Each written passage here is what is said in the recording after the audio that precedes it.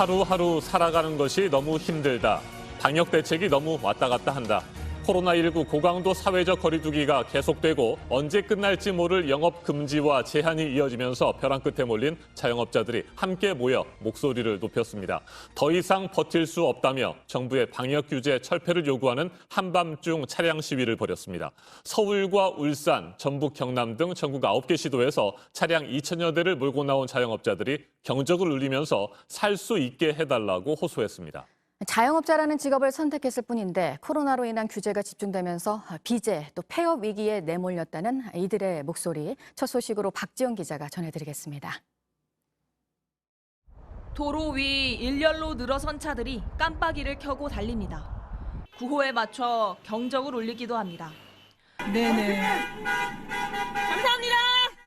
정부의 지속적인 영업 제한 정책에 반발해 자영업자들이 거리로 나섰습니다. 어젯밤 11시부터 전국 자영업자 비상대책위원회가 주최한 차량 집회에는 주최 측 추산으로 서울에서만 1000여 대의 차량이 모였습니다. 부산과 광주, 대전 등 전국 9개 지역을 합치면 약 2000대가 참가한 것으로 추산됩니다. 서울 지역 차량 시위는 양화대교에서 시작해 강변북로와 올림픽대로를 거쳐 여의도까지 이어졌습니다. 지금 자영업자들이 살아가는 게 너무 힘들고 하루하루 사는 게 너무 힘듭니다. 진짜로. 좀 시간제라든가 그다음에 인원 제한 이런 것도 좀 탄력적으로 좀 운영을 해서. 왜 저희는 계속 강력한 규제만 당해야 되고 이게 도대체 뭐 하는 겁니까? 저희가 무슨 죄를 진 거예요? 그냥 직업 중에서 자영업이라는 직업을 선택했을 뿐인데. 이들은 현행 고강도 거리두기 정책으로 자영업자들이 가장 많은 피해를 보고 있다며 현재 방역 수칙을 당장 중단할 것을 요구했습니다. 우리 자영업자는 지난 1년 6개월간 66조가 넘는 빚을 떠안았고 45만 3천 개 매장을 폐업하고자 말았다. 경찰은 경로 곳곳에 검문소를 설치하고 21개 부대를 배치해 집회 통제를 시도했습니다. 현행 방역 수칙상 2인 이상의 집회는 모두 불법입니다. 때문에 곳곳에선 마찰이 벌어지기도 했습니다. 아니 막아놓고서 갖다 놓으면 부과한다는 게 말이 되는 겁니까? 계산하십시오. 시위를 마친 자영업자들은 새벽 2시 50분쯤 자진 해산했습니다. 경찰은 사진과 동영상 등 체증 자료를 분석해 불법 행위에 대해서는 법과 원칙에 따라 처리할 방침이라고 밝혔습니다. JTBC 박지영입니다. 자영업자들뿐만 아니라 온 국민의 바람대로 일상 회복이 조속히 이루어지기를 바라는 마음 간절합니다. 하지만 코로나19 4차 대유행의 기세는 좀처럼 꺾이지 않고 있고 오늘도 0시 기준 신규 확진자 수가 2,000명대 이를 것으로 보입니다. 어젯밤 9시까지 1,926명이 추가로 확진 판정을 받았습니다. 결국 백신 접종의 속도를 더욱 높이는 것이 중요한데 정부가 전 국민 70%의 2차 접종 완료 시점을 보름가량 앞당기는 계획을 세우고 있습니다. 6주로 늘렸던 화이자와 모더나의 접종 간격을 다시 4주로 줄이는 방안입니다. 박민규 기자가 보도합니다. 지금까지 접종을 완료한 건 전 국민의 36.6%입니다. 다음 달 말까지 이걸 70%로 만든다는 게 정부 계획입니다. 그리고 10월 말까지 전 국민의 70% 2차 접종, 이 목표를 달성하기 위한 백신 수급은 문제가 없을 것 같습니다. 취재 결과 정부는 이 목표를 조금 더 앞당기기로 했습니다. 빠르면 10월 중순입니다. 이를 위해 화이자와 모더나 백신 접종 간격을 다시 4주로 당기는 걸 유력하게 살펴보고 있습니다. 지난달 모더나 도입 차질로 6주로 늘린 바 있습니다. 다만 의료기관 접종 역량과 개인 일정을 고려하면 접종 날짜를 한꺼번에 당기긴 어렵습니다.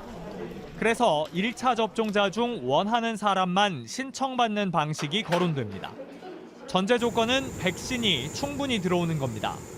정부 고위 관계자는 접종 간격을 당겨도 될 만큼 물량은 들어올 듯 하다면서도 아직 확정은 되지 않아 발표에는 시간이 걸릴 것이라고 말했습니다.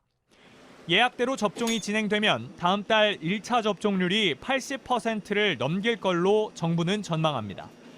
미국은 물론 지금 70% 후반대인 유럽 국가들보다 높아지는 겁니다. 백신에서도 앞서가는 국가가 될 것이라는 문재인 대통령의 공개 발언도 그래서 나왔습니다.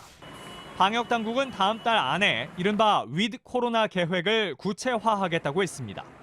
11월부터 좀 이러한 단계적 일상 이 회복 방안들을 적용하기 시작한다라고 하는 판단이기 때문에 4분기부터는 청소년과 임산부 접종도 시작합니다. 접종률이 올라가면 이런 일상 회복 논의는 더 빨라질 수 있습니다.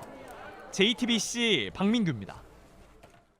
일본 교과서 업체 5곳이 만드는 29개 교과서에서 종군 위안부라는 용어가 사라지게 됐습니다. 일제강점기 한반도 출신 노동자들을 강제로 끌고 가 일을 시킨 강제 연행이라는 표현도 더 이상 쓰이지 않을 전망입니다. 스가 정권이 지난 4월 종군 위안부와 강제 연행이라는 표현이 적절하지 않다는 공식 입장을 밝힌 뒤 교육 현장에서 일본의 과거사 지우기 시도가 더욱 본격화되고 있습니다. 이재승 기자입니다. 일본 문부과학성이 어제 교과서 업체 5곳이 제출한 종군 위안부와 강제 연행 표현에 대한 삭제나 변경 신청을 승인했습니다. 중고교, 지리, 역사 등 총 29개 교과서에서 종군 위안부라는 표현이 대부분 위안부로 수정됐습니다. 일제강점기 강제 연행이란 표현도 강제적인 동원이나 징용으로 대체됐습니다. 일본 정부는 지난 4월 중의원 질의에 대한 답변서에서 종군 위안부와 강제 연행 등의 표현이 적절치 않다는 공식 견해를 밝혔습니다. 이후 5개월 만에 이러한 내용이 학생들이 배우는 교과서에도 그대로 반영된 겁니다. 종군 위안부라는 용어는 1993년 8월 4일 일본 정부가 발표한 공식 문서인 고노 다마에서도 사용됐습니다. 위안부를 강제로 동원했다는 뜻을 담아 일본군의 책임을 인정하고 사과의 뜻을 밝히면서입니다. 그러나 새로운 역사 교과서를 만드는 모임 등 일본 우익 세력은 교과서에 등장하는 종군 위안부 표현을 삭제해야 한다고 주장해왔습니다. 결국 일본 정부가 이를 받아들이는 공식 견해를 채택했고 교과서 업체들이 이를 반영하면서 논란은 커질 것으로 보입니다. 지난 4월 일본 정부가 종군 위안부라는 표현이 부적절하다는 입장을 냈을 당시 우리 정부는 일본군 위안부의 강제성을 부정할 수 없다며 유감을 표명한 바 있습니다. JTBC 이재승입니다. 고위공직자범죄수사처가 어제 이문정 법무부 감찰 담당관을 불러서 11시간 동안 조사를 진행했습니다. 한명숙 전 국무총리 모해 위증교사 사건 수사 당시 윤석열 전 검찰총장이 이문정 검사를 부당하게 수사에서 배제했는지 여부를 집중적으로 파악한 것으로 전해졌습니다. 박지훈 기자입니다. 고위공직자범죄수사처 수사 3부는 이문정 법무부 감찰 담당관을 어제 오전 10시에 불렀습니다. 공수처의 경우도 이게 가장 검찰의 명운이 걸려있는 사건이고 대한민국의 사법 정의가 걸려있는 문제니까 공명정당하게 이 사건의 무게감 때문에 짓눌리지 마시고 정말 법과 원칙대로 엄정하게 수사해 주셨으면. 공수처는 한명숙 전 총리 오해 위증 교사 사건 수사 방해 의혹과 관련해 지난 6월부터 수사를 진행해 왔습니다. 지난해 4월 2011년 한명숙 수사팀이 재판 증인으로 출석한 재소자들에게 한 전 총리가 돈을 받았다는 허위 증언을 사주했다는 폭로가 나왔고 윤 전 총장이 측근으로 분류되는 당시 수사팀을 보호할 목적으로 수사를 방해 불기소를 끌어냈다는 의혹이 사건의 핵심입니다. 이문정 담당관은 그 과정에서 자신의 업무에서 배제됐다고 주장하고 있습니다. 계속 차장님 편으로 반려가 되고 그렇게 돼서 총장님한테 직접 말하고 싶어서 항의 메일을 보내고 메일을 보냈다고 문자 메시지 보내고 총장님 편으로 직접 공문 다이렉트로 결제 상신하고. 공수처 수사팀은 임 담당관이 제출한 자료를 토대로 윤 전 총장의 직무 이전 지시 등 전반적인 사건 경위를 임 담당관에게 물은 것으로 전해졌습니다. 조사는 오후 6시까지 진행됐고 조서 열람 시간까지 포함하면 약 11시간 동안 이어졌습니다. 한편 임 담당관은 윤 전 총장의 고발사주 의혹에 관한 취재진의 질문에는 국민께서 인내를 갖고 기다려주시면 시원하게 의혹을 해소할 수 있을 것이라고 답했습니다. JTBC 박지윤입니다.